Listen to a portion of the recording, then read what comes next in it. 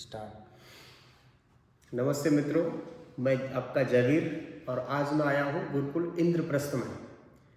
इंद्रप्रस्थ गुरुकुल अपने आप में बहुत ऐतिहासिक जगह है और ये जो राजस्थान से अरावली पर्वत जो दिल्ली के इंद्रप्रस्थ के राष्ट्रपति भवन तक जो इसकी पूरी जो एक परिधि है, उस इंद्रप्रस्थ गुरुकुल जो है वो पूरा अरावली पर्वत के जस्ट ऊपर ये स्थित है।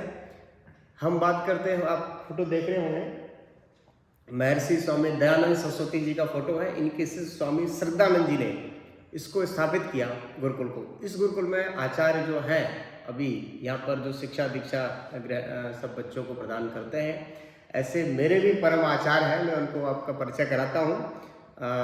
आचार्य धर्मेश अवचल जी का मैं परिचय आपको कराता हूँ और आपका स्वागत करता हूँ आचार्य जी। आचार्य जी का परिचय अगर मैं थोड़ा सा दूं तो इनकी प्रेरणा से आज मैं यहाँ तक पहुँचा हूँ। उसके बाद बहुत सारे गुरु मुझे प्राप्त, गुरुओं का मार्गदर्शन मिला है, वो बात अलग है, लेकिन जिनकी प्रेरणा पा करके मैं आज आप सब लोगों के साथ जो बात करने लायक जो हो पा रहा हूँ, शब्द बोल पा रहा हूँ, तो ऐसे गुरु मेरे आचार्य धर्मेश अवचल जी हैं, जो बहुत अच्छे राष्ट्रभक्त कवि भी हैं ये, और कविताओं के माध्यम से, अपनी शिक्षा के माध्यम से वो ऋषियों का ज्ञान, उनके आदर्श, उनकी परंपराओं को, उनकी शिक्षा दीक्षाओं को पूरे देश और दुनिया में घूम घूम कर प्रचार प्रसार करते हैं। हमने जो चैनल चलाया महर्षि देव दयानंद जी की 200वीं जन्म जयंती के अवसर पर 200 ऐसे विद्वान जिन्होंने अपने आप को ऋषियों के अनुकूल जीवन जो जी रहे हैं उसके साथ ऐसे महर्षि स्वामी दयानंद सरस्वती के ज्ञान को, उनकी शिक्षा को, उनकी आदर्शों को पूरे समाज में देने का प्रयास कर रहे हैं, जन जागृति का काम कर रहे हैं। ऐसे हमारे परम आदरणीय आचार्य धर्मेश अवचल जी हैं। हम आपका स्वागत करते हैं हमारे चैनल पर। और आचार्य जी, आप यहाँ पर जो सब आचार्य की पूरी परंपरा को आप यहाँ निभा रहे हैं, बच्चों को शिक्षा दीक्षा दे रहे हैं, तो मैं आपका स्वागत करता हूँ। और आप किस प्रकार महर्षि दयानंद के जीवन से आपके जीवन में परिवर्तन आया और कैसे आपने उस गांव गली से निकल के, जहां पर ये शिक्षा को लोग इतना महत्व नहीं दे पाते हैं, किस प्रकार आप यहां तक पहुंचे, कैसे महर्षि दयानंद की कौन सी बात आपको प्रभावित करी जो समाज को बताने योग्य है, जो उनका भी जीवन कुछ संभल सकता है? बहुत बहुत धन्यवाद जयवीर जी। ये मेरा सौभाग्य ही नहीं, परम सौभाग्य है। मैंने आपको पढ़ाया है और आप महर्षि दयानंद के सपनों को साकार करने के लिए संकल्पित हैं। आज गुरुकुल इंद्रप्रस्थ में आप आए हुए हैं, आपका हार्दिक अभिनंदन है, स्वागत है। और इसके लिए भी धन्यवाद देना चाहूँगा, महर्षि दयानंद के विचारों को जनमानस तक पहुँचाने के लिए आपने जो चैनल शुरू किया है, और महर्षि की 200वीं जन्म जयंती के अवसर पर आपने 200 विद्वानों के विचार लेकर के जनमानस तक पहुंचाने का जो कार्य आप कर रहे हैं, ये बहुत सराहनीय और प्रशंसनीय कार्य है। इसके लिए आपको बहुत बहुत साधुवाद, धन्यवाद। जहाँ तक मेरा सवाल है, आज समाज में मैं कैसे आया, महर्षि दयानंद सरस्वती के विचारों से कैसे प्रभावित हुआ। जब हम कक्षा 11 में श्री कृष्ण इंटर कॉलेज सांकरा में पढ़ते थे जी, उनका नाम तो नहीं ध्यान, लेकिन एक प्रचारक आए थे उसमें।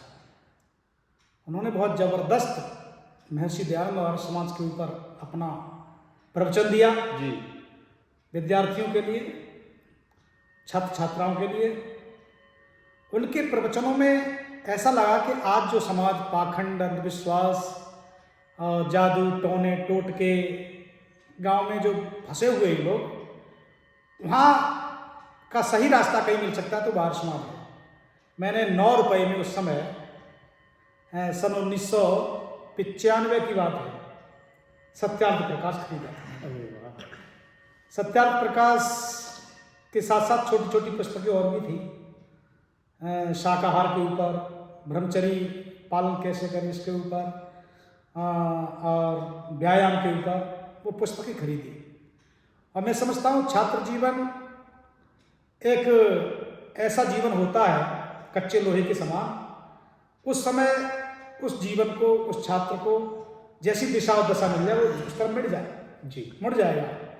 तो हमें सत्यार्थ प्रकाश पढ़ने को मिला। उन उपदेशक जो आए थे महानुभाव, उनका प्रभाव पड़ा और स्वामी जी के सत्यार्थ प्रकाश को पढ़ने के बाद कौन नहीं बदला। ये देश की आज़ादी उनकी देन है। फिर तो जहाँ भी जलसा होता, आर्य समाज दादों, आर्य समाज छर्रा, वहाँ विद्वानों के विचार सुनने को मिलते। और मैं समझता हूँ सत्यार्थ प्रकाश पढ़ने के बाद और आर्य समाजी विद्वान के संपर्क में आने के बाद एक व्यक्ति के अंदर चटपटा पैदा होती है। जिस परिवेश में वो जी रहा होता है और इधर स्वामी दयानंद और आर्य समाज के विचारों के बीच संघर्ष होता है। जो पुण्यभागी होता है, ईश्वर की जिस पर कृपा होती है, वो व्यक्ति स्वामी जी की तरफ खिंच जाता है। और ये कहा जाता है कि कमक्ति का छाता जिसके सिर पर हो, आचारहीनो पुनंत वेदा, आचरण से ही व्यक्ति को वेद भी पवित्र नहीं करते, ऐसे व्यक्ति नहीं बदल पाते।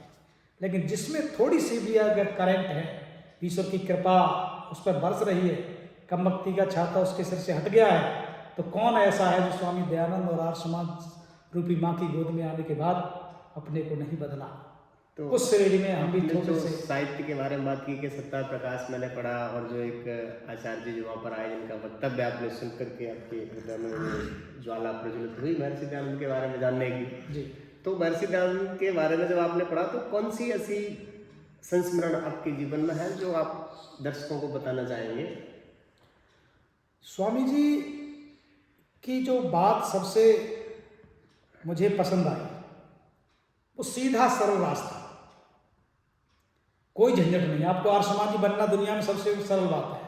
आप नशे को छोड़ दो, आप पाखंड को छोड़ दो, क्या बात है, आप अंधविश्वास को छोड़ दो। वाह, बहुत सीधा सरल रास्ता है।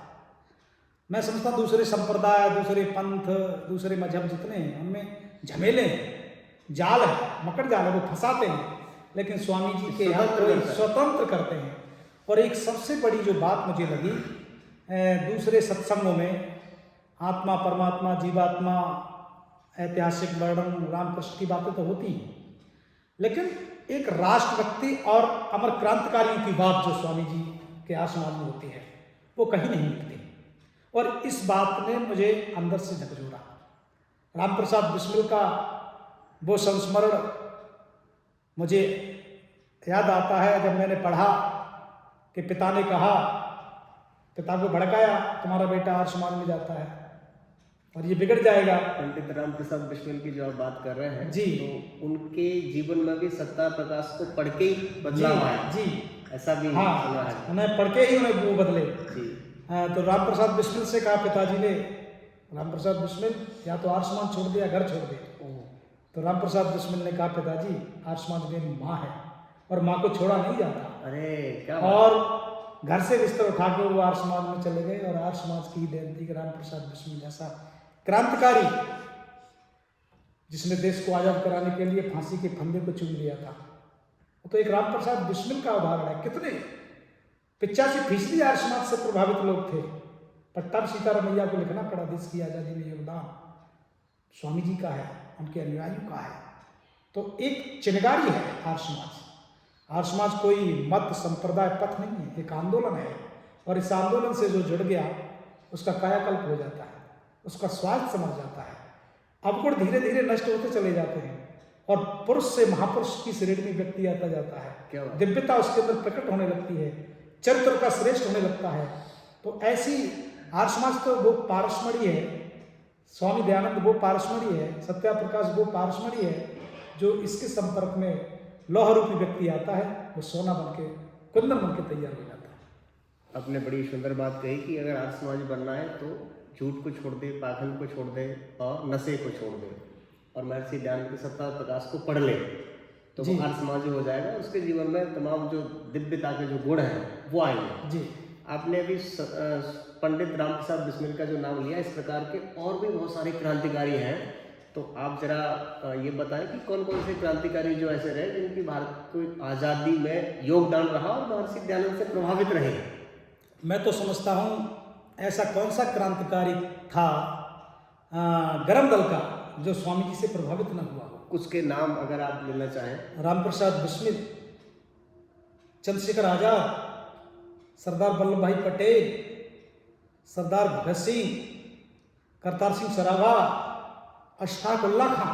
ओहो, अशफाक उल्ला खां मुस्लिम धर्म से थे। अशफाक उल्ला खां मुस्लिम धर्म से थे, वही मैं कह रहा था। हाँ, चंद्रशेखर आजाद जब ये क्रांतिकारियों के संपर्क में आए, अशफाक उल्ला खां तो बिस्मिल के संपर्क में आए, तो सबने कहा, क्रांतिकारियों ने जो वैदिक धर्म से ताल्लुक रखते थे, बोले हमारे प्रार्थना है परमेश्वर से, ईश्वर से, कि हम माँ भारती का काम करके इस शरीर को बलिदान करके पुनः इसी भारत माँ की गोदी में आकर के खिले। तो अशफाक उल्ला खां ने कहा, मैं इस चीज़ से मजबूर हूँ, मेरा मजहब इस चीज़ में गवाही नहीं देता, क्योंकि इस्लाम पुनर्जन्म को नहीं मानता। तो इतने नज़दीक अशफाक उल्ला खां जैसा व्यक्ति आर्य समाज से प्रभावित था और क्रांतिकारी बनने की प्रेरणा अपने साथियों से मिली जो आर्य समाजी थे। और स्वामी श्रद्धानंद का नाम देखिए, आप जिस गुरुकुल में बैठे हैं, ये गुरुकुल क्रांतिकारियों की स्थली रहा है। नेताजी सुभाष चंद्र बोस 8 दिन भूमिगत रहे, जो कोठरी आपने अभी देखी थी जी। अंडरग्राउंड जो असेंबली हॉल है क्रांतिकारियों का, इसमें मीटिंग किया करते थे स्वामी श्रद्धानंद का सानंद पाने के लिए। अभी गुरुजी ने हमको यहाँ इस गुरुकुल में हम हैं, इंद्रप्रस्थ गुरुकुल है, स्वामी श्रद्धानंद जी ने इसकी स्थापना की। जी। कौन से सन में की थी? 1916। 1916 में स्वामी श्रद्धानंद जी ने इस गुरुकुल की स्थापना की। यहाँ पर एक शहीद संग्रहालय, जी, शहीद संग्रहालय बना हुआ, उसमें जितने भी क्रांतिकारी थे उनकी सब मीटिंग हुआ करती थी और उनके भी चित्र लगे हुए हैं। जी। तो इस गुरुकुल के बारे में पूरा जो बता रहे थे उसको एक बार विस्तार से आप बताएं। हाँ, गुरुकुल इंद्रप्रस्थ अन्य गुरुकुलों से थोड़ा अलग है। ऐतिहासिक पृष्ठभूमि यहाँ से जुड़ी हुई है। क्रांतिकारी लोग आते थे, बीहड़ जंगल था और स्वामी श्रद्धानंद आंदोलन से जुड़े थे। आपने इतिहास में पढ़ा है, जब हत्याकांड हुआ, अमृतसर का जलियांवाला हत्याकांड हुआ, तो कोई उसके बाद स्वागत अध्यक्ष बनने को तैयार नहीं था कांग्रेस में। स्वामी जी ने वो बीड़ा उठाया और एक ललकारा। चांदनी चौक पर घटना, आपको रॉलेट एक्ट का विरोध करते करते स्वामी जी ने अपने सीना खोल दिया था अंग्रेजों के सामने। तो कहीं ना कहीं ये गुरुकुल क्रांतिकारियों की स्थली रहा है, क्रांतिकारियों के चढ़ पड़े इस गुरुकुल में, और हमारा आपका सौभाग्य है कि हम इस पर आज बैठे हुए हैं, बातचीत कर रहे हैं। तो स्वामी जी ने 1916 में इसकी स्थापना की थी। बीहड़ जंगल था, क्रांतिकारी लोग यहाँ रहते थे। अंग्रेजों को मालूम पड़ा, किसी ने कहा कि स्वामी जी के गुरुकुल में बम बनाए जाते हैं। ओहो। अंग्रेज अधिकारी आया, अंग्रेज अधिकारी बोला, स्वामी हमने फोटो देखा संग्रहालय में। जी जी, अंग्रेज अधिकारी का आगमन जी, तो वो उसी समय की घटना है जी जो आप जी बता रहे हैं। जी। अरे हमने सुना है कि आपके गुरुकुल में बम बनाए जाते हैं। स्वामी जी बोले, हाँ, मेरे गुरुकुल में बम बनाए जाते हैं, और आओ मैं आपको वो बम दिखाता हूँ। स्वामी जी व्यायामशाला की तरफ ले गए। कुछ बच्चे दंड लगा रहे थे, कुछ बैठक लगा रहे थे, कुछ अखाड़े में कुश्ती लड़ रहे थे। क्या बात। स्वामी जी ने इशारा करते हुए कहा, ये मेरे बम हैं, और ये एक बम जब फूटेगा तो ब्रिटिश हुकूमत को यहाँ से खदेड़ने के लिए मजबूर कर देगा। और सुनो, ये बम है मेरे, और आप ये चाहते हो बम कैसे बनाए जाते हैं, बम बनाने का फॉर्मूला क्या है, तो बम बनाने का फॉर्मूला भी आपको देता हूँ। और उन्होंने सत्यार्थ प्रकाश उस अंग्रेज अधिकारी को भेंट की। क्या बात, क्या बात। तो ये वो गुरुकुल है। स्वामी जी से प्रेरणा पा करके स्वामी श्रद्धानंद जी जो थे, उन्होंने कहा कि बम मैं आपको दिखाता हूँ जी, ये बम है जो सत्यार्थ प्रकाश के माध्यम से तैयार होती है जी। वाह, क्या तो ये स्वामी जी, महर्षि दयानंद ने जो सत्यार्थ प्रकाश में स्वदेशी की बात कही, स्वामी दयानंद ने जो ये बात कही कि विदेशी राज्य कितना भी अच्छा क्यों न हो, लेकिन स्वदेशी से श्रेयस्कर नहीं हो सकता, उन सपनों को पूरा करने का संकल्प और बीड़ा स्वामी श्रद्धानंद जी ने उठाया था। काश स्वामी जी थोड़े दिन और जीत लेते तो इस देश की अलग ही तस्वीर होती। शुद्धि आंदोलन उन्होंने चलाया इस गुरुकुल को केंद्र बना करके। जो हमारे हिंदू भाई मुस्लिम धर्म में चले गए थे, उनको वापसी लाखों लाखों लोग वापस किए, लेकिन अब्दुल रशीद नामक व्यक्ति ने, जो धर्मांध था, स्वामी जी को शहीद कर दिया।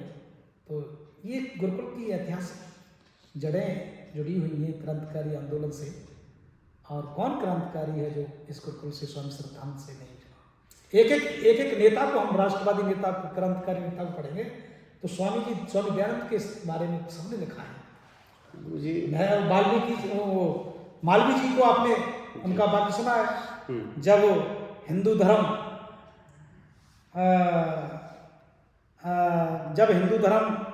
जब आर्य समाज दौड़ता है तो हिंदू धर्म चलता है, जब आर्य समाज चलता है तो हिंदू धर्म खड़ा हो जाता है, अच्छा। जब आर्य समाज खड़ा हो जाता है तो हिंदू धर्म बैठ जाता है, और जब आर्य समाज बैठ जाता है तो हिंदू धर्म लेट जाता है, और जिस दिन आर्य समाज लेट गया उस दिन हिंदू धर्म खत्म हो जाएगा। क्या बात, क्या बात। तो आर्य समाज ने हिंदू धर्म की रक्षा की है। आज मंदिर बन रहा है, लोगों को समझने की आवश्यकता है। आज मंदिर बन रहा है, मंदिर के लिए कितना योगदान आर्य समाज का है। हैदराबाद, जूनागढ़, चाहे रियासत कोई भी रही हो, स्वामी दयानंद सरस्वती की ही देन है, आर्य समाजियों की देन है। इन्होंने विलय कर पाए। पटेल जी ने कहा था कि आर्य समाज नहीं होता तो हैदराबाद जैसी रियासत हमारे हाथ में नहीं आता थी। तो एक एक गौरक्षा आंदोलन हो, आर्य भाषा हिंदी बचाओ आंदोलन हो, संस्कृत बचाओ आंदोलन हो, राष्ट्रीय आंदोलन हो, देश की आज़ादी का आंदोलन हो, कहाँ कहाँ इस आर्य समाज का योगदान नहीं है। हर एक आंदोलन के पीछे महर्षि खड़ा दिखाई देता है, महर्षि दयानंद दिखाई देता है, तो इसका बहुत बड़ा योगदान है। और वो स्वामी श्रद्धानंद खड़े दिखाई देते हैं। बड़ी अच्छी आपने बात कही। अभी जो पतंजलि गुरुकुल, पतंजलि जो विश्वविद्यालय है, उसके माननीय कुलपति डॉक्टर महावीर अग्रवाल जी हैं, तो वो गुरुकुल में जो दिल्ली में जो गुरुकुल है, गुरुकुल गौतम नगर, उसके यज्ञ के ब्रह्मा थे, स्वामी प्रणवानंद जी के संरक्षण में चलता है। उनसे मैंने बात की, जैसे आपसे मैं बात कर रहा हूँ वैसे उनसे बात की, तो उन्होंने बताया कि आज जो राम मंदिर बन रहा है, राम मंदिर के जो तथ्य हैं, मतलब उसके जो प्रमाण है वो वेदों में है जी। और महर्षि दयानंद ने वेदों की ओर मोटो नारा लगाया, बैक टू वेदास। तो वो प्रमाण उसमें जो रामभद्राचार्य जी हैं उन्होंने बताया, और वो दिव्य चक्षु उनको है, तो उन्होंने इस बात का जब प्रमाण दिया तो वहाँ के जो जस्टिस, चीफ जस्टिस जो है, उन्होंने इस बात को मान करके उसको, वो मुस्लिम धर्म से था, वो मुस्लिम धर्म से था। हाँ, तो ये मतलब दूसरे लोग जो आर्य समाज से थोड़े दूर रहते हैं, इसको समझते नहीं है और उतना महत्व नहीं देते हैं, और पढ़े लिखे लोग इसका विरोध कर देते हैं कई बार मूर्ति पूजा के विषय पर। लेकिन ये उनको किस तरह से हम समझाया जाए कि भाई पूरे वसुंधरा के लिए, यानी पूरे भारत के लिए जितने भी हिंदू हैं वो सबके लिए उन्होंने प्रयास किया, इतने अद्भुत क्रांतिकारी तैयार किए। वेदों में भगवान श्री राम का जिक्र उन्होंने किया, तो उन्होंने पूरा मंत्र बोल के बताया। तो भगवान श्री राम भी वेदोक्त जीवन जीते थे जी। तो किस प्रकार से वो इन सबसे जुड़े हुए थे, तो एक बार कैसे आप लोगों को बता पाएंगे कि भगवान श्री राम को भी श्री राम और कृष्ण, श्री राम, ये भी आर्य समाज के आदर्श हो, वो उसको जीवन को जीने वाले लोग। भारतीय संस्कृति के ये दो महत्वपूर्ण और सशक्त स्तंभ हैं, मर्यादा पुरुषोत्तम श्री राम, योगेश्वर श्री कृष्ण। आर्य समाज किसी की बुराई नहीं करता, लेकिन आर्य समाज यथार्थ जो सत्य है उससे परिचित कराना चाहता है। स्वामी जी ने कहा है कि हमारे पुरखों को, हमारे महापुरुषों को, हमारे आप्त पुरुषों को बदनाम करने की चेष्टा की गई। इतना योगीराज कृष्ण का उन्होंने लिखा है कि एक भी लांछन चरित्र के दृष्टिकोण से, किसी भी दृष्टिकोण से कोई कमी, कोई बुराई योगीराज कृष्ण में नहीं है, लेकिन विधर्मियों ने हमारे धर्म ग्रंथों में जबरदस्ती बिगाड़ पैदा किया, और क्या क्या कृष्ण के ऊपर आक्षेप लगाए गए, क्या क्या राम के ऊपर आक्षेप लगाए गए कि शंभु ऋषि का वध किया।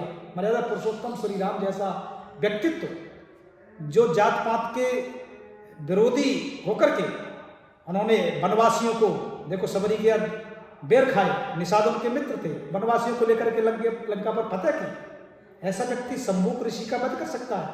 और हमारा योगीराज कृष्ण इस पर चरित्रहीनता का आरोप लगाते हैं, और राधा और कृष्ण को लेकर के जो अश्लील साहित्य लिखा गया, अश्लील गाने, आपने गीत सुना हुआ के लिए घेरी वन में आए, श्याम तन कैसी ठानी गई, ये हमारा महापुरुष के प्रति ऐसे गीत गाए जाते हैं। तो आर्य समाज इन चीज़ों का विरोध करता है। आर्य समाज योगेश्वर कृष्ण और मर्यादा पुरुषोत्तम की भूर भूर प्रशंसा करता है। ये हमारी संस्कृति के, हमारे वैदिक संस्कृति के स्तंभ हैं। इन्हें निकाल दिया जाए तो भारतीय संस्कृति में है ही क्या। महाभारत में सच्चा स्वरूप कृष्ण का है, भागवत में तो लोगों ने बिगाड़ कर रख दिया। आज कहाँ से क्या क्या परोसा जा रहा है, आसमान उस चीज का विरोध करता है। उस पर जाएंगे तो घंटों इसी में निकल जाएंगे जी। तो मर्यादा पुरुषोत्तम श्री राम तो एक आदर्श मित्र, आदर्श पति, आदर्श गुरु, आदर्श शिष्य, आदर्श सेवक, आदर्श स्वामी और आदर्श शत्रु, आदर्श जिसका जीवन रहा हो, जिसने सिखाया हो कुटुंब कैसे चले, पत्नी के प्रति क्या व्यवहार हो, माँ के प्रति क्या व्यवहार हो, और उस व्यक्ति पर मर्यादा पुरुषोत्तम राम पर भी लांछन लगाए गए हैं। शंभु ऋषि का वध कर दिया, सीता को निकाल दिया। उसके पीछे जो ध्येय है, जो आदर्श है, जो कल्याणकारी भावना है, उस पर ध्यान नहीं देते। मर्यादा पुरुषोत्तम श्री राम ने सीता को वाल्मीकि ऋषि के आश्रम में अपनी संतान का उचित निर्माण, संस्कारित होने के लिए, शिक्षा दीक्षा के लिए भेजा था। उस दृष्टिकोण को ध्यान नहीं देते। योगीराज कृष्ण ने उनकी हर एक लीला, हर एक कथा के पीछे का आदर्श है, शिक्षा है, लेकिन वो शिक्षा को और आदर्श को ग्रहण न करके लोग ऊपरी चीजों को, आर्षवाद ये करता है, आर्षवाद वो करता है, आर्षवाद सही रूप में महापुरुषों को जैसे हैं उस रूप में मानता है। महर्षि ने कितनी बार रामलीलाओं का विरोध किया। हमारे पुरुष, हमारी आज रामलीलाओं का देखिए, सीता बीड़ी पीती है, राम जो चरित्र बनता है वो क्या है। तो आदर्श राम, मर्यादा पुरुषोत्तम श्री राम की बुराई उन्होंने नहीं की। आर्य समाज में सही रूप में अगर कोई मानता है महापुरुष तो आर्य समाज मानता है। बाकी जो लांछन लगाए जाते हैं महापुरुषों के ऊपर, आर्य समाज उनका विरोध करता है। और मर्यादा पुरुषोत्तम श्री राम का अयोध्या में मंदिर बन रहा है, आर्य समाज भूरी भूरी प्रशंसा करता है उसकी, क्योंकि वो हमारे एक ऐतिहासिक पुरुष हैं, मर्यादा पुरुषोत्तम है, एक प्रेरक है। हम उनके चित्र से, उनके चरित्र में ढलने की बात करें, उनके आदर्शों से अपना आदर्श बनाएं। 100 आदर्शों को लेकर एक चरित्र बना लिए हम, सब तीर्थों का एक तीर्थ, बस हृदय पवित्र बना लिए हम। इस चीज को आर्य समाज मानता है। क्या बात है। मैं बताता हूँ गुरुजी, आप पूरे देश और दुनिया में घूम घूम करके आर्य समाज का ही नहीं, भारतीय संस्कृति और सभ्यता का प्रचार प्रसार करते हैं और ऋषियों के संदेश घर घर, हर दिल तक पहुंचाते हैं, हर युवा तक पहुंचाते हैं। बहुत सम्मान आपको मिलता है, मंचों पर आपको देखा जाता है, बड़ी बड़ी मंचों पर बड़े बड़े लोगों के साथ आपको देखा जाता है, हमें बड़ा गौरव होता है। और आपके केवल चरित्र को देख करके, आपके व्यवहार को देख करके मैं आपसे प्रभावित हुआ। प्रकाश संत कॉलेज गुरुजी का बताते हैं, गुरुजी अलीगढ़ से हैं और अलीगढ़ में जो कासमपुर गांव है उत्तरौली तहसील में, वहाँ गुरुजी का निवास है, यानी उनका जन्म स्थान है। आज गुरुजी वहाँ से निकल करके आपने मेरे जैसे कितने शिष्यों को प्रेरणा दी होगी और आपसे प्रेरणा पाओगे। पहले प्रेरणा पुरुष आप मेरे हैं और उसके बाद स्वामी रामदेव जी जैसे गुरु मिले और कई सारे ऐसे गुरु मिले, लेकिन इसके पीछे मैं प्रणाम आपको ही करता हूँ बार बार। अब आप जब यहाँ तक पहुँचे तो यहाँ महर्षि दयानंद के जीवन से प्रभावित होकर ये स्थान जो आपने बनाया है, और इस स्थान से लोग गौरवान्वित भी होते हैं, लोग प्रेरणा भी पाते हैं और बहुत कुछ आगे तक जाते हैं। तो यहाँ तक जाने का श्रेय आप किसको देते हैं और कौन सी बात महर्षि दयानंद की बहुत ज़्यादा आपको प्रभावित करी, और यहाँ आने तक का जो रास्ता आपका है उसमें बहुत सारी बाधाएं आपको आई होंगी, बहुत सारे संकट आए होंगे, बहुत बार लगा होगा कि शायद यहाँ तक नहीं पहुँच पाएंगे, शायद आपने सोचा भी नहीं होगा कि यहाँ तक आप पहुँच पाएंगे। तो वो किस किस प्रकार की चुनौतियों का सामना आपने किया, और वर्तमान में जो युवा है और जो आपसे बहुत सारा जुड़ा हुआ है पूरे क्षेत्र का युवा, क्योंकि प्रकाश संत कॉलेज में आप पढ़ाते थे, सुधीर बाबू आर्य जी जो बड़े अच्छे धर्म के प्रचारक भी हैं और हम जैसे युवाओं को मार्गदर्शन देते हैं, तो सुधीर बाबू आर्य जो प्रकाश संत कॉलेज के प्रबंधक हैं, तो उनके साथ जितने जुड़े हुए युवा हैं वो सब आपको जानते हैं आज भी। और सुधीर बाबू जी अपने कॉलेज में मैं जानता हूँ कि आज भी आपका नाम गौरव और गर्व से लेते हैं कि हमारे कॉलेज के में जो पढ़ाते थे धर्मेश अबचल जी, जो राष्ट्रीय स्तर पर वो अपना जो है मार्गदर्शन लोगों को देते हैं कविताओं के माध्यम से, आपकी कविताएं भी सुनेंगे। तो वो यहाँ तक का सफ़र, कौन कौन सी चुनौती आपको आई और युवा अपने आप को किस प्रकार से महर्षि दयानंद के जीवन से अपने आप को संभाल ले, वो संदेश आपके माध्यम से आप क्या देना चाहें? महर्षि के विचारों से जो व्यक्ति जुड़ जाता है जयवीर जी, तो मैं समझता हूँ सीधा सरल रास्ता है, मैंने अभी बताया। और आप मुझे प्रेरणा स्रोत मानते हैं अपना, ये आपका बड़प्पन है। ईश्वर जब कृपा करता है तो कहीं न कहीं से किसी न किसी प्रेरणा को भेजता है, और आप बहुत बड़ी ऊंचाई पर हैं, राष्ट्र का काम कर रहे हैं, भारत माता का काम कर रहे हैं और महर्षि का काम कर रहे हैं। और मेरी तो शुभकामनाएं और शुभ आशीर्वाद आपके साथ है कि आप और महर्षि का काम करें, भारतवर्ष में ही नहीं विश्व में आप वैदिक ज्ञान से, योग शिक्षा से दुनिया को आलोकित करें। महर्षि के रास्ते पर जब व्यक्ति चल पड़ता है और तो तमाम बाधाएं तो आती हैं, बिल्कुल, क्योंकि आपको उन लोगों से लड़ना है जो इस विचार से को नहीं मानते।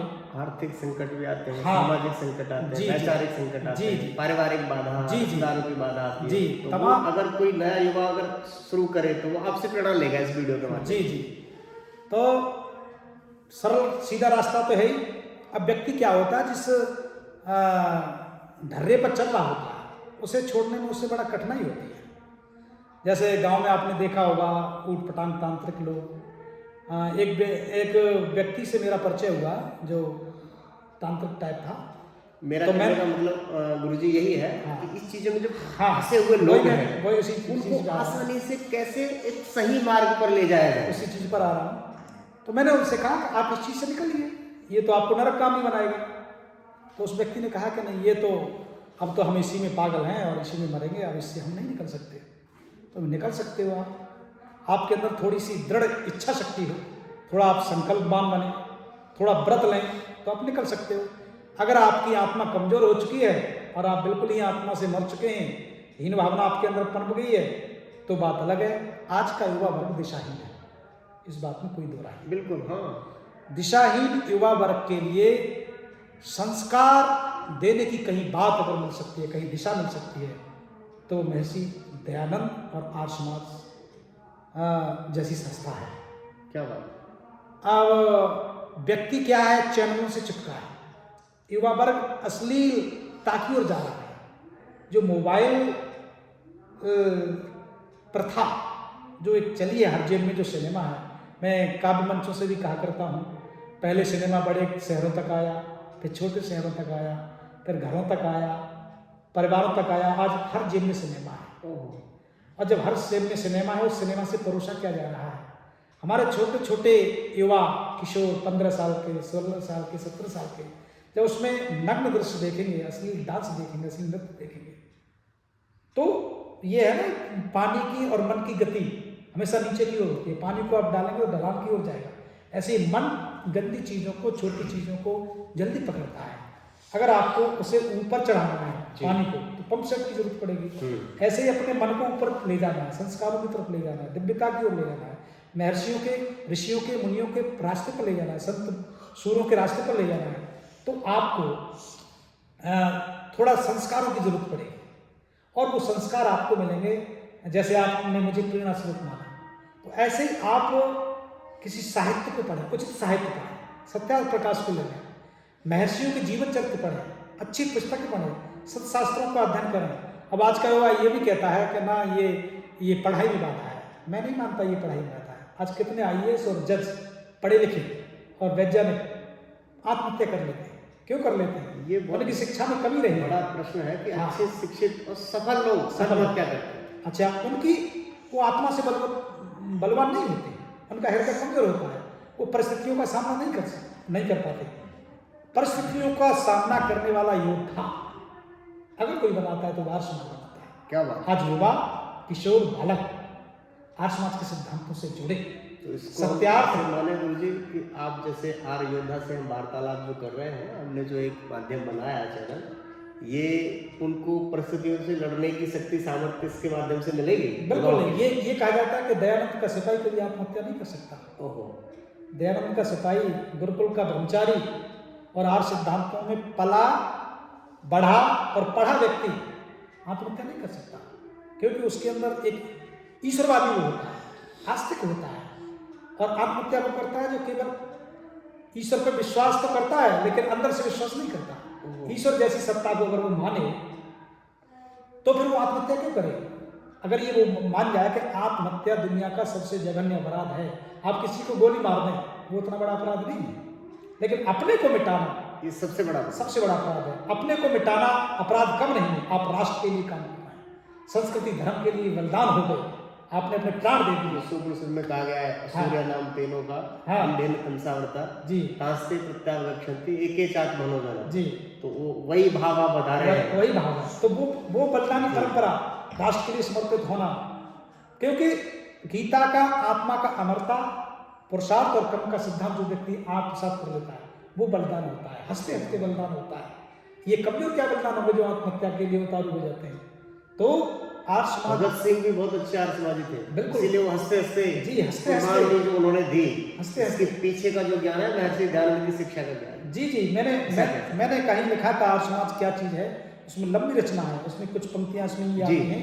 जहाँ अकेले दयानंद दुनिया से भिड़ जाते हैं, श्रद्धानंद संगीनों के भी आगे अड़ जाते हैं, पर सत्यार्थ प्रकाश जहाँ बन गए वीर बलदानी, जहाँ याद आते शेखर सुभाष झांसी की रानी, जहाँ भगतपुर बिस्मिल्लाह खां की अमर कहानी, वीर हकीकत लेख राम बंदा की भी कुर्बानी, बटकेश्वर लाहिड़ी सराबा के पौरुष की गाथा, दुश्मन के आगे जिनका ना कभी झुकाता माथा, राणा के भाले का कर्तव्य वो हल्दी घाटी, जहाँ स्मरण रहती वीर शहीदों की परपाटी, जिसके अरमानों में सदा स्वदेशी और स्वराज है, दुनिया के सारे प्रश्नों का उत्तर आर्य समाज है। आर्य समाज ऐसा कौन सा प्रश्न है जो आर्य समाज के पास न हो?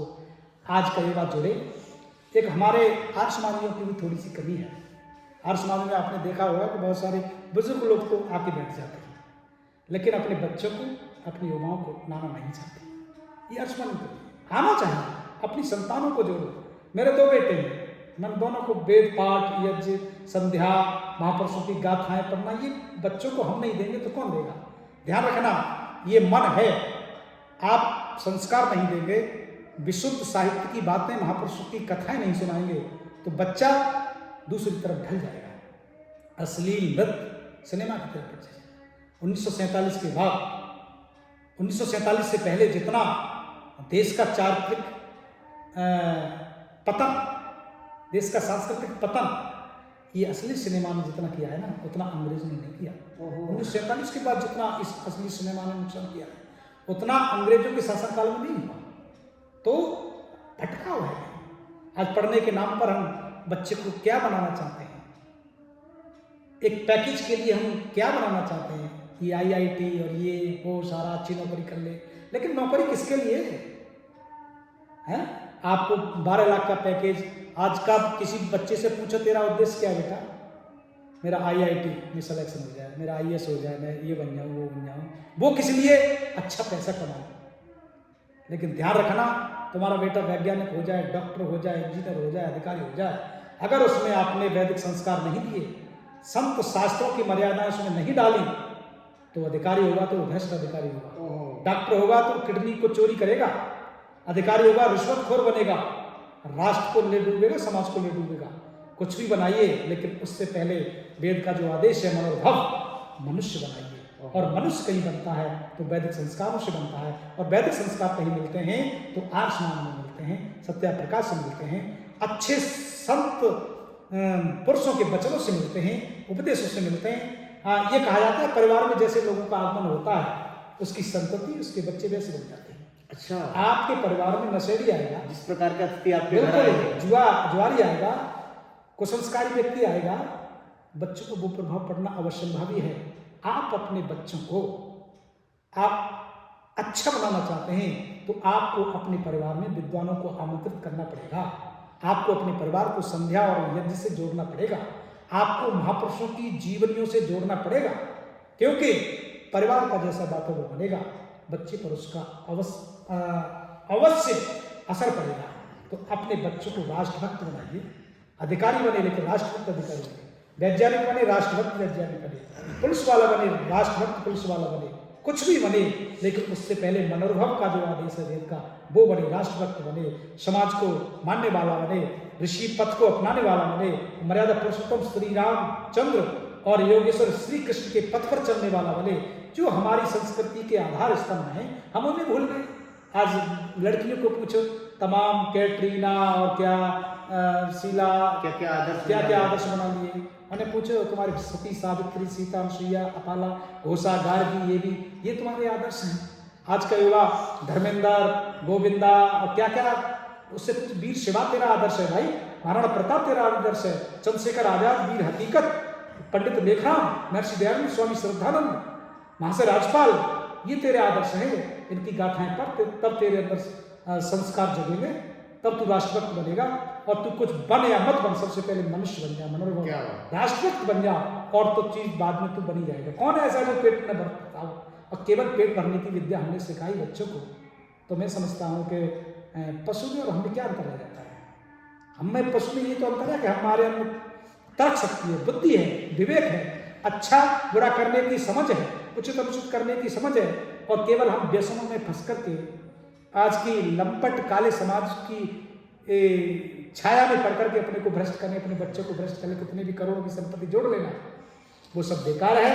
और एक अभी मैंने थोड़ी देर पहले आपको बात कही थी, आप अपनी संपत्ति न जोड़ें। अगर आपके पास झोपड़ी है तो आपकी संतान संस्कारित है, वेदोक्त धर्म अपनाने वाली है, रामकृष्ण, वीर शिवा, चंद्रशेखर आजाद, सरदार भगत सिंह को आदर्श बनाने वाली है, मानने वाली है, तो आपकी वो झोपड़ी उस गगनचुंबी महल से अच्छी है जिस गगनचुंबी महल में व्यसनी रहता है, मांसाहारी रहता है और राष्ट्रद्रोही रहता है। आप अपनी झोपड़ी को उस महल से तुलना न करें। झोपड़ी में रहने वाला कौटिल्य गगनचुंबी महल में रहने वाले पद्मानंद से, नंद का जो विनाश किया था कौटिल्य ने, उससे श्रेष्ठ है।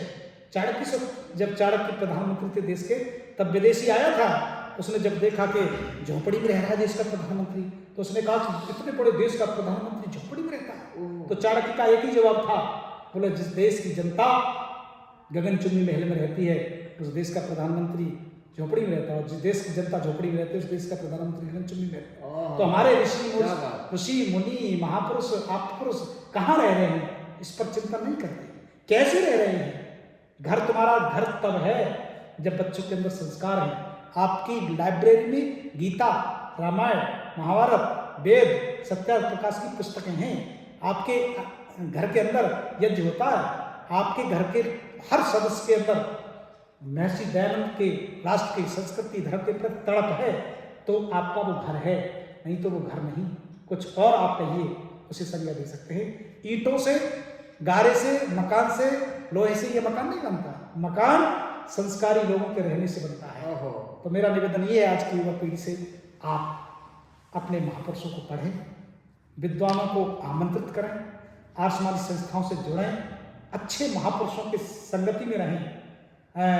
मैं एक मुक्तक पढ़ा करता हूँ मंचों से, वहाँ से शुरुआत करता हूँ कि ऋषियों मुनियों के संदेशों को ले घूम रहा हूँ मैं, ऋषियों मुनियों के संदेशों को ले घूम रहा हूँ मैं, देश प्रेम की पावन मदिरा पीकर झूम रहा हूँ मैं, रहता होगा रहे कोई सोने के महलों में अविचल, मुझको तो माटी प्यारी है, माटी चूम रहा हूँ मैं, मुझको तो माटी प्यारी है, माटी चूम रहा हूँ। ये माटी आपको आदर्श बनाएगी। और अगर आपने शोषण का गलत गरीबों का दिल दुखा के सोना अर्जित कर भी लिया, तो वो आपको शांति और सुख नहीं दे सकती। गुरु गोविंद सिंह के पास एक व्यक्ति वो लेके आया भोजन, एक गरीब की थाली थी, एक अमीर की थाली थी। तो उन्होंने गरीब की थाली को स्वीकार किया, तो वो अमीर चढ़ गया। उसने कहा, गुरुजी आपने मेरा भोजन, इतने स्वादिष्ट भोजन लाया हूँ मैं। बोले बेटे ये भोजन ये श्रेयस्कर है, कि ये तो रूखी सूखी रोटी है। पर उन्होंने एक हाथ में उस गरीब की थाली से रोटी उठाई, दूसरे हाथ में उसके पकवान उठाए, दोनों को निचोड़ा, तो जो गरीब की रोटी थी उससे दूध निकला, और जो अमीर की थाली थी उसको जब दबाया तो उससे रक्त निकला। बोले ये शोषण का धन है और ये श्रम का धन है। भले ही हम काल्पनिक माने उसे, हकीकत ना हो, लेकिन प्रेरणा तो ले सकते हैं। प्रेरणा तो ले सकते हैं हम एकदम। तो धर्म वही श्रेयस करे जो पुरुषार्थ से कमाया जाए। वाह। पुरुषार्थ लंका खड़ी कर दो, लेकिन अधर्म का कमाया हुआ धन आपकी संतान को खराब करेगा। उन पे तो दिव्य दृष्टि होती है ना, बिल्कुल, उस हिसाब से पहचान है कि तो आप राष्ट्र धर्म संस्कृति का कल्याण चाहते हैं, तो अपने बच्चों का कल्याण चाहते हैं, तो पवित्रता की कमाई पर, अपने संस्कारों की कमाई पर ध्यान दें। अच्छे महापुरुषों के जीवन चरित्र पढ़ाएं और पल पल पर ध्यान रखें तुम्हारी संतान क्या कर रही है, कहाँ जा रही है, क्या। मात्र लड़कियों पर ध्यान देने की जरूरत नहीं है, लड़कों पर ध्यान देने की जरूरत है। महर्षि ने जो शिक्षा दी ना, गुरुकुल शिक्षा जी। के जो सत्यानाश जो शिक्षा में किया है ना, जो को एजुकेशन से शिक्षा, अब उतना तो परिवर्तन समाज में नहीं आया है, गुरुकुल तो अलग अलग खुल गए, लेकिन फिर भी अगर बच्चा अंदर से मजबूत है, महापुरुषों के जीवन चरित्र को पढ़ता है, सत्यार्थ प्रकाश जैसा हथियार उसके पास है, सत्यार्थ प्रकाश जैसा, मैं बहुत वैसी बात कह रहा हूँ, सत्यार्थ प्रकाश जिसका हथियार जिसके पास है, कुसंस्कार व्यसन उस पर हावी नहीं हो पाएंगे। क्या बात है, दया सत्या प्रकाश से कुसंस्कार पर उसे हथियार लड़ने का का काम करता हथियार है। तो मैं यही कहना चाहूँगा आज की युवा पीढ़ी से, आप सत्यार्थ प्रकाश एक हाथ में जरूर लें, अपने महापुरुषों को पढ़ें और एक राष्ट्र भक्त, वेद भक्त, ऋषि भक्त योद्धा बन के उभरें। आपका नाम हो, आपके बच्चों, आपके माता पिता का नाम हो, राष्ट्र का नाम हो और आपके गुरु का नाम हो। तो ये संदेश मैं आज के युवाओं को देना चाहता हूँ। आपने गुरु जी बहुत सार तत्व में और सार गर्भित तत्व में ये सब बात रखी। निश्चित रूप से हमें उम्मीद है कि हमारे जितने भी दर्शक हैं उनके हृदय तल में वो ये नीचे ऐसी बूंद गिरेगी, वो निश्चित रूप से बड़े बट वृक्ष के रूप में प्रस्फुटित होगी और वो एक नया रूप लेगी। आप जैसे क्रांतिकारी उपदेशक, क्रांतिकारी युवा समाज को जागृत करने में लगे हुए हैं, इसके पीछे आपके माता पिता की तपस्या, गुरुओं का आशीर्वाद है। और आपने एक बात कही कि आप किससे प्रेरित हुए, तो पहली तो ईश्वर, दूसरा माता पिता का पूरा असर पड़ता है।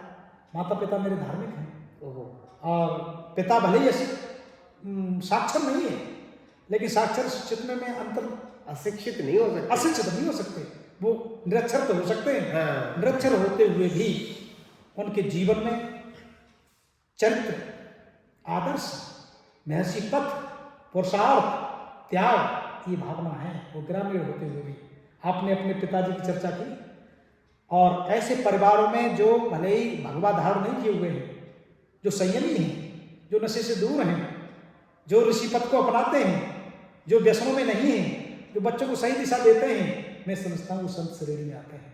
और माता पिता, महर्षि ने भी कहा, मातृवान पितृवान आचार्यवान पुरुष वेदा, माता पिता और आचार्य इसके धार्मिक हैं, वो व्यक्ति दुनिया में सौभाग्यशाली नहीं, परम सौभाग्यशाली है।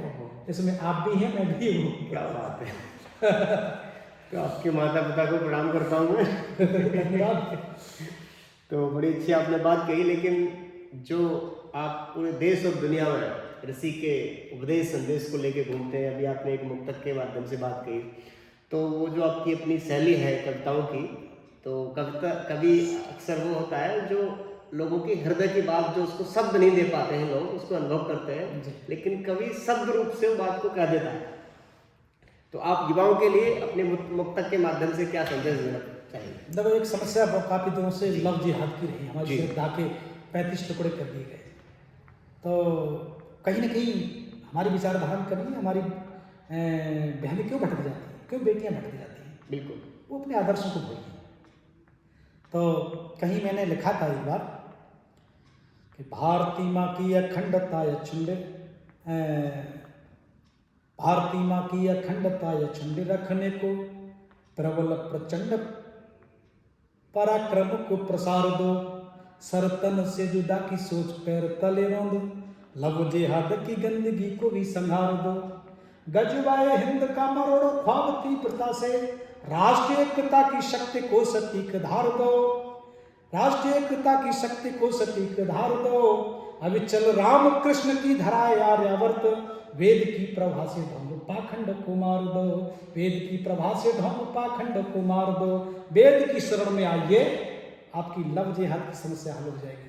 वेद की शरण में आइए, आपकी जो गजवाए हिंद का लोग नारा लगा रहे हैं, यहाँ समस्या हल हो जाएगी, क्योंकि राष्ट्रभक्त बनाता है आज समाज, और जहाँ राष्ट्रभक्ति है वहाँ गजवाए हिंद अपने आप धूमिल हो जाएगा। लव जिहाद जैसी समस्या अपने आप दूर हो जाएगी।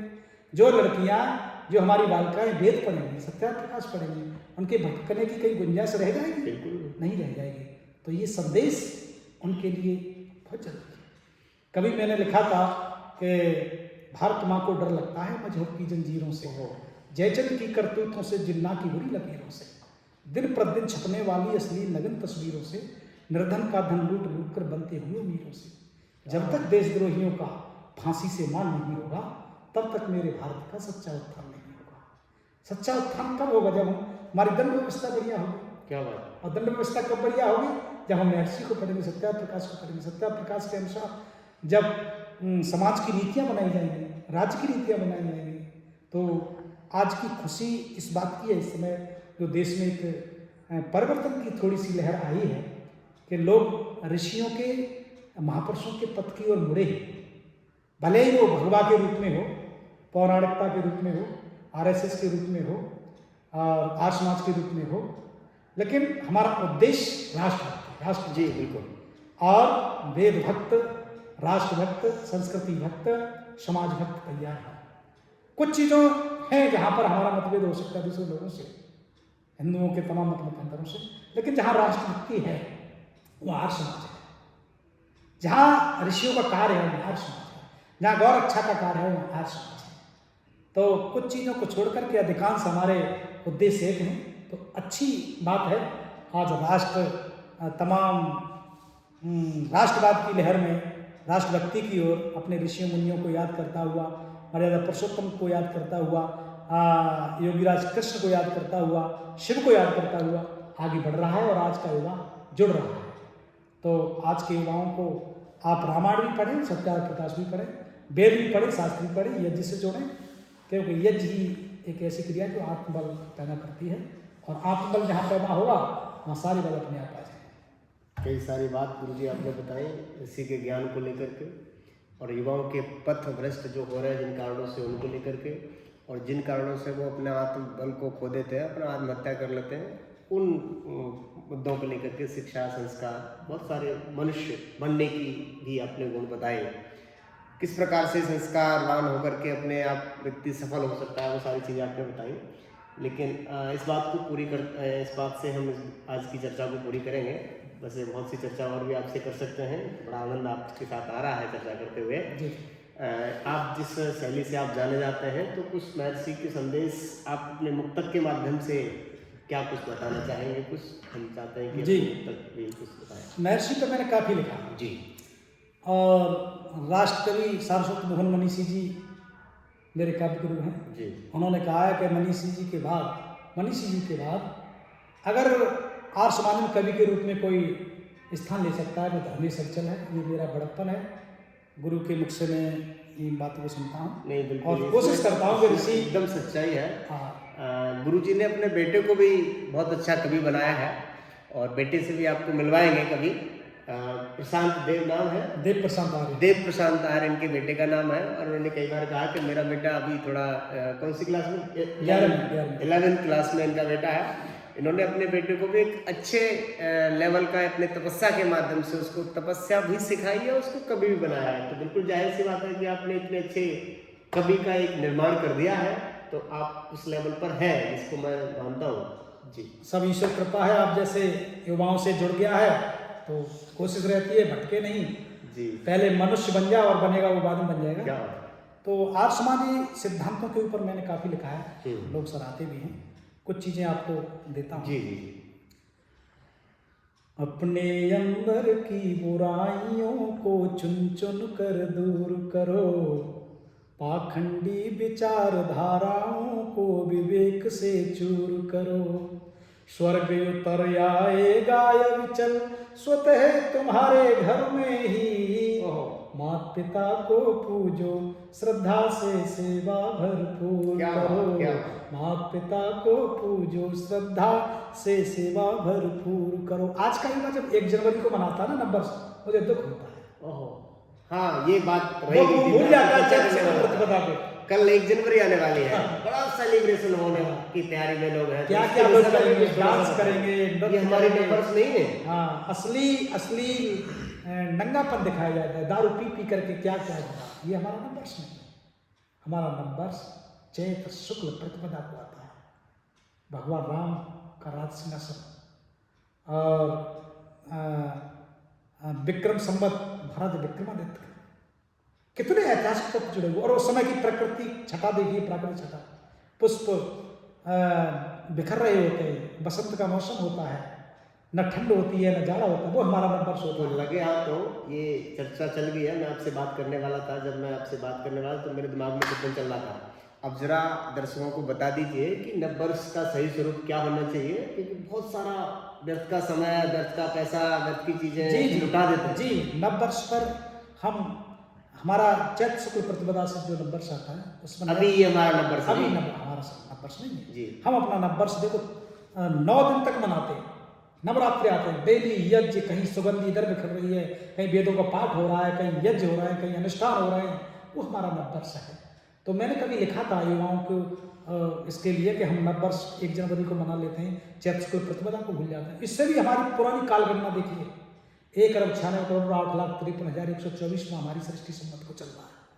हम इसलिए तो सनातन हैं जी। किस पंथ, किस देश के पास इतनी पुरानी कालगणना है। अरे तुम कोई होगा 2024 वर्ष पुराना, कोई 1200 वर्ष पुराना, 1100 वर्ष पुराना।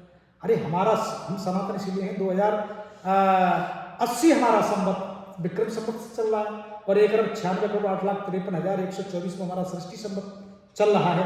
तो हमारे पास जब हमारी ओरिजिनल चीज है, देसी घी हमारे पास है, तो क्यों लोग डालडा और रिफाइंड के पास चले जाते हैं? मेरी समझ में नहीं आता। तब मैंने कहीं लिखने की कोशिश की, जीवन की परिभाषाएं अब खोल दिखाई देती हैं, जीवन की परिभाषाएं अब खोल दिखाई देती हैं, सच्चाई की परतें भी अब खोल दिखाई देती हैं। हिंदी का पंचांग कभी क्या तुमने खोल विचार किया? अपने को तो भूल गए, मैं काले का प्रचार किया। अरे अंग्रेजी की अभिव्यक्ति को ऊंची शान समझते हो, हिंदी में परिचय देने में भी अपमान समझते हो। चैत्र प्रतिपदा भुला चुके, अब 1 जनवरी भाती है। चैत्र प्रतिपदा भुला चुके, अब 1 जनवरी भाती है। हिंदी सिसके कोने में अंग्रेजी इज्जत पाती है। वीर शहीदों का कितना तुम फांसी दिवस मनाते हो, क्रिसमस वैलेंटाइन डे खुशियों से खूब सजाते हो। माता पिता के पूजन की मर्यादा तोड़ रहे हो तुम, पूरब को पश्चिम की धाराओं में मोड़ रहे हो तुम, घर का चौका छोड़ रहे, भाती तुमको तंदूरी है। इसीलिए कविता का आग उगलना बहुत जरूरी है, इसीलिए कविता का आग उगलना बहुत जरूरी है। मैंने कभी सोचा था लोग अपना साहित्य भूल गए। एक मुस्लिम बच्चे को पूछो वो अपनी कुरान के बारे में बता देगा, एक ईसाई बच्चे को पूछो वो अपनी बाइबल के बारे में बता देगा, लेकिन एक बच्चे को पूछो, हिंदू बच्चे को पूछो, बेटा तेरा धर्म ग्रंथ क्या है? कोई रामायण बताएगा, कोई महाभारत बताएगा, कोई वो भूल गया कि वेद मेरा धर्म ग्रंथ है, वो भूल गया ऋषियों की परंपराओं को। तब मैंने कहीं लिखा था, लाखों वर्षों से सजीव पल्लवित पोषित जो ऋषि मुनियों की देव संस्कृत का मानो हो, गंगा यमुना सरस्वती की त्रिवेणी की धार से सिंचित श्रेष्ठ वसुंधरा पे गुमान हो। अंगिरायादित्य अग्निवायु के हृदय में ज्ञान प्रादुर्भूत हुआ जहाँ उसका विधान हो। अविचल शास्त्र उपनिषद ब्राह्मण ग्रंथ आर्यों की वैदिक संपदा की पहचान हो। और एक भ्रांति हमारे बच्चों को पढ़ाई गई, हम बंदर की संतान है, और डार्विन बात के पीछे पड़ गए। आज भी मानते अरे हमारा वैदिक सिद्धांत देखिए, मनुष्य पैदा हो सकता है, हम ऋषियों की संतान है, बंदर की संतान नहीं। तब कई 4 पंक्तियां मैंने देने की कोशिश की, इसे भूल जाओ कि हम बंदर की संतान, हम ऋषियों की संतान है। हमारे महापुरुष ऋषि थे, बंदरों मनुष्य के ही पुरखे पढ़ाया गया, ऐसी खोखली अज्ञानता पे हंसी आती है। हम तो ईश पुत्र पैदा हुए मनुष्य ही, ऋषियों की सबसे पुरानी ऐसी थाती है। सृष्टि संबद्ध से सनातन परंपरा श्रेष्ठ, चलिए रही वेदवाणी समझाती है। अभी चल आर्यवर्त मूल सारी दुनिया का, यहीं से सारी वसुंधरा जगमगाती है, यहीं से सारी वसुंधरा जगमगाती है। हमसे पुराना इतिहास किसी का भी नहीं, वेदवाणी से हम इन्हें अलख जगाया था। पूरी दुनिया जब अंधकार के गर्त में गोते लगा रही थी, तब इस देश का ऋषि पूरी दुनिया को ज्ञान के आलोक से आलोकित कर रहा है। जी, ये देश इसलिए सनातन है, गुरुओं का, दार्शनिकों का, संतों का, महापुरुषों का, वीरों का देश है। इसे तुम तुच्छ समझते हो, अपनी महापुरुषों पर, अपने दर्शन पर, अपने साहित्य पर, अपने पर्वों पर, अपनी भाषा पर, अपनी संस्कृति पर गर्व करिए, तब आप महान बनोगे। तब मैंने कहीं लिखने की कोशिश की कि हमसे पुराना इतिहास किसी का भी नहीं, वेदवाणी से हमने अलख जगाया था। और गणित भूगोल अर्थशास्त्र विज्ञान चिकित्सा राजनीति धर्म ज्ञान हमने सजाया था। पशुवत होके जिंदगी बिता रहा था जग, जीने का सलीका हमने ही समझाया था। अभी चल तोड़ अंध पाखंड की जंजीरों को, शक्ति भक्ति मुक्ति का संकल्प उठवाया था।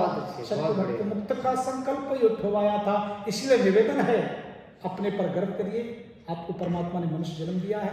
मनुष्य जन्म की सार्थकता तभी होगी जब ऋषि पथ को अपनाएंगे, वेदों को पढ़ेंगे, दर्शनों को पढ़ेंगे, अच्छे महापुरुषों को पढ़ेंगे, जयवीर जी जैसे महापुरुषों की संगति में आएंगे, तब आप महान बनेंगे। आज का युवा हम आपसे जुड़े, आज के युवा उन युवाओं से जुड़े जो ऋषि पथ पर चल रहा है, जो अपना आदर्श चंद्रशेखर आजाद, भगत सिंह, महर्षि दयानंद, गुरु गिरजानंद, स्वामी श्रद्धानंद, बटकेश्वर दत्त, लाहिड़ी, रोशन सिंह, करतार सिंह सराभा, गुरु गोविंद सिंह, महाराणा प्रताप और शिवाजी को मानता है, तब कल्याण होगा।